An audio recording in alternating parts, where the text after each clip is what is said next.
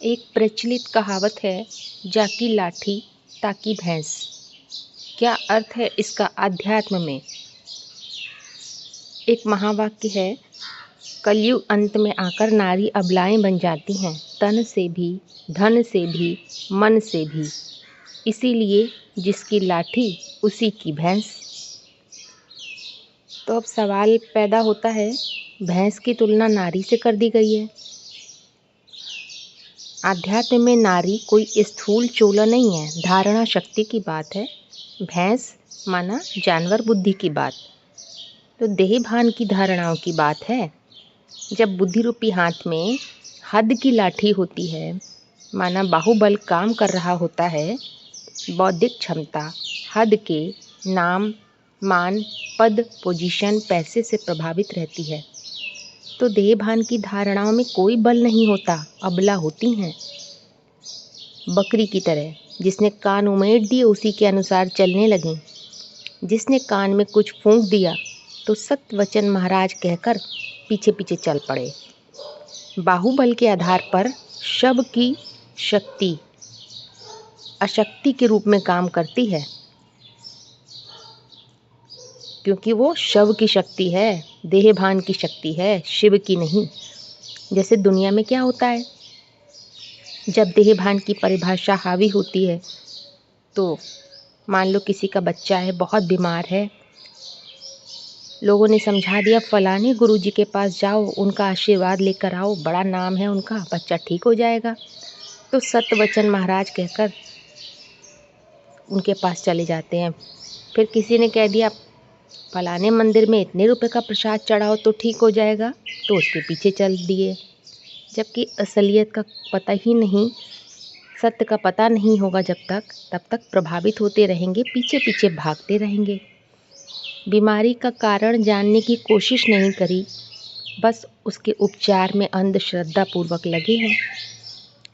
शास्त्रों में यादगार दिखाई है, जानवर बुद्धियों को कौन कंट्रोल करता है? बैल को कौन कंट्रोल करता है?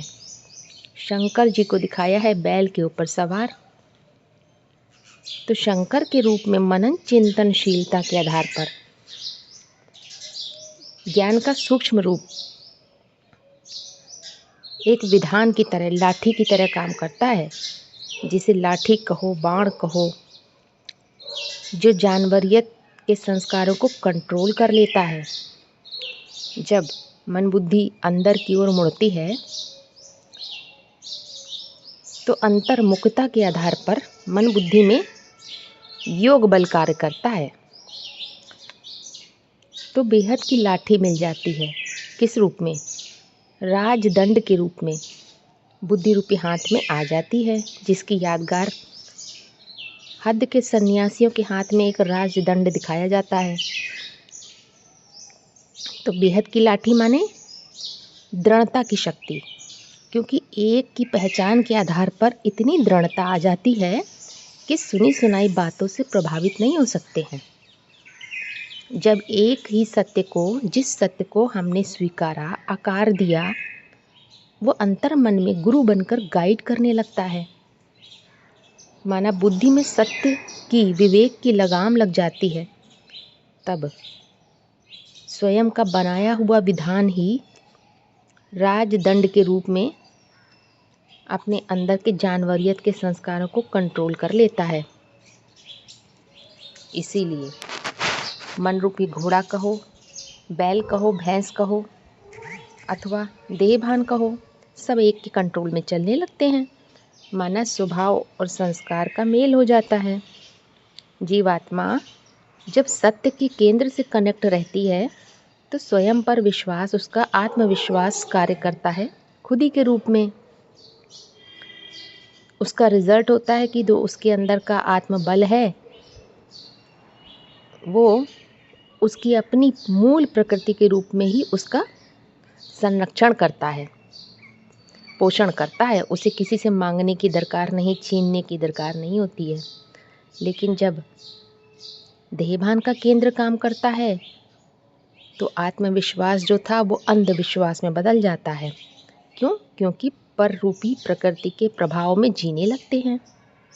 कारण रूपी बीज को भूलने से सबके इफ़ेक्ट में रहते हैं तो डिफेक्ट में जीते हैं, और अधूरेपन को पूरा करने के लिए सब पर विश्वास करना पड़ता है, सत्य वचन महाराज कहकर।